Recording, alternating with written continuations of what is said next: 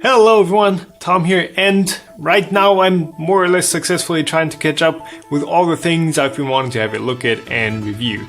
And one of those things is the Bondtech Extruder, which I've had sitting around for way too long.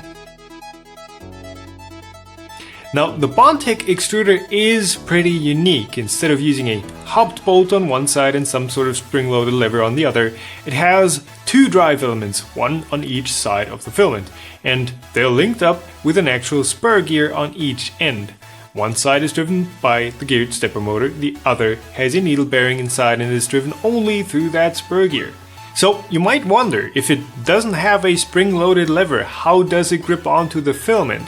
And that's pretty simple. It basically brute forces the filament through the gears, and that works surprisingly well.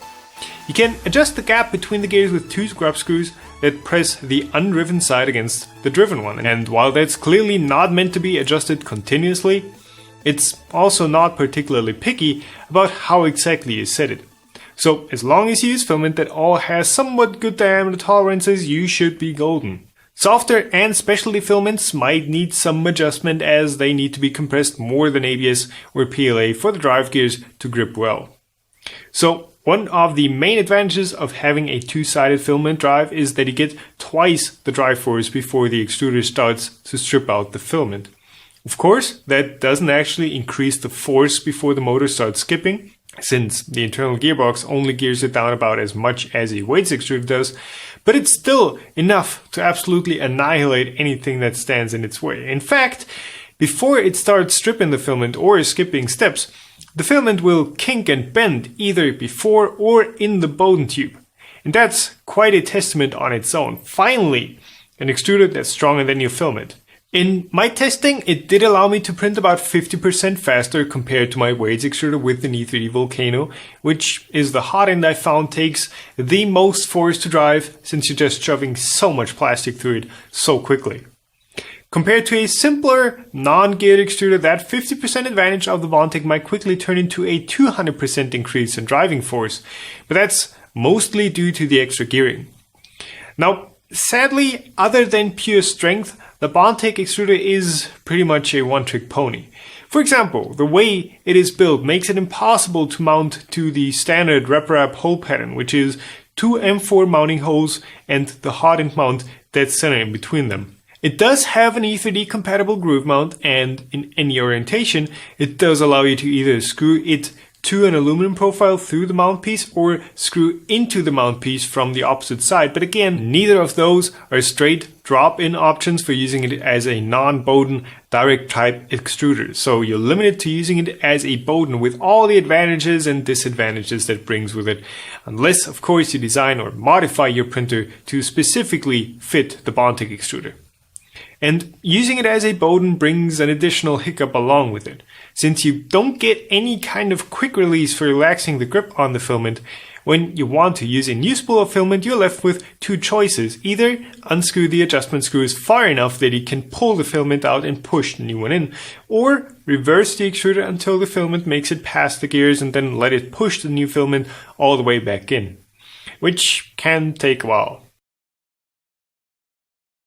And the last big issue I'm having with it is simply the price. The Bondtech extruder clocks in at a whopping $181 US, and mind you, that doesn't include the Bowden adapter, which adds another $10 to your shopping basket. And I mean, I see why it is so expensive. That's not the problem here. Yeah, just look at it. The drive gears are perfectly machined and even hardened, so that will last forever. The housing is SLS 3D printed, so laser sintered nylon, and that probably alone already makes up for a significant part of the cost. And last but not least, all the little things like the threaded inserts, the bearing, and the stepper motor itself show that this isn't engineered as a super low budget extruder.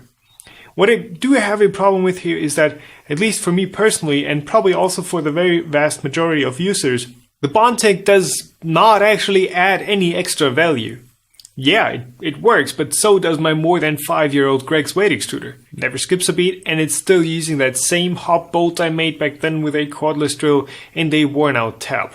Probably cost me $25 for the entire extruder. But even all the super simple extruders that are based on Husa Watts' design with just a single lever, that design has quickly become the standard for anything from Printabots to the Mental Max. Those work super reliably too. They do lose out to the Bondtech when it comes to high-speed printing with something like an E30 Volcano, but again, they still work perfectly fine for day-to-day printing with a normal hot end and the common materials. So it all comes down to whether or not you really need that last extra bit of extruding force and how much you're willing to give up for it. If you want the absolute strongest extruder you can possibly buy, then by all means, the Bondtech extruder is absolutely what you want. But if you're going for something that's a bit more balanced and does everything else and its actual job kind of well enough, then you're probably better off with a simpler spring-loaded type. So that's my opinion on the current Bondtech extruder. It's certainly an interesting concept, and maybe a future revision of the design will iron out a few flaws of the current one. If you want kind of the same thing grip-wise but don't care about the motor gearing too much, check out Printabot's gearhead extruder, which uses the same two-side spur gear approach but adds a spring-loaded lever but not the gearbox on the stepper.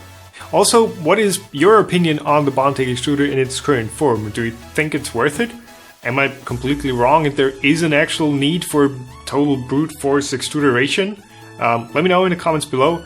Other than that, thanks for watching. Like, dislike, share this video, whatever you feel like. Maybe subscribe, but I don't know if that's asking too much. Anyways, see ya.